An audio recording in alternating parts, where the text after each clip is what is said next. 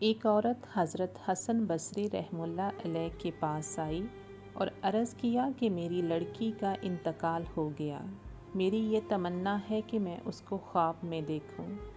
حضرت حسن بصری رحمہ اللہ علیہ نے فرمایا کہ عشاء کی نماز پڑھ کر 4 رکعت نفل نماز پڑھ اور ہر رکعت میں الحمد شریف کے بعد الہاکم التکاثر پڑھ اور اس کے بعد لیٹ جا اور سونے تک نبی کریم صلی اللہ علیہ وسلم پر درود پڑھتی رہ۔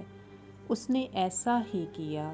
اس نے لڑکی کو خواب میں دیکھا کہ نہایت ہی سخت عذاب میں ہے، تارکول کا لباس اس پر ہے، دونوں ہاتھ اس کے جکڑے ہوئے ہیں اور اس کے پاؤں آگ کی زنجیروں میں بندھے ہوئے ہیں۔ وہ عورت صبح کو اٹھ کر پھر حضرت حسن بصری رحمہ اللہ علیہ کے پاس گئی۔ حضرت حسن بصری نے فرمایا کہ اس کی طرف سے صدقہ کر، شاید اللہ پاک اس کی وجہ سے تیری لڑکی کو معاف فرما دے۔ اگلے دن حضرت حسن نے خواب میں دیکھا کہ جنت کا ایک باغ ہے اور اس میں ایک بہت اونچا تخت ہے اور اس پر ایک بہت نہایت حسین و جمیل خوبصورت لڑکی بیٹھی ہوئی ہے، اس کے سر پر ایک نور کا تاج ہے۔ وہ کہنے لگی، حسن تم نے مجھے پہچانا؟ میں نے کہا نہیں، میں نے تو تمہیں نہیں پہچانا۔ وہ کہنے لگی، میں وہی لڑکی ہوں جس کی ماں کو تم نے درود شریف پڑھنے کا حکم دیا تھا، یعنی عشاء کے بعد سونے تک۔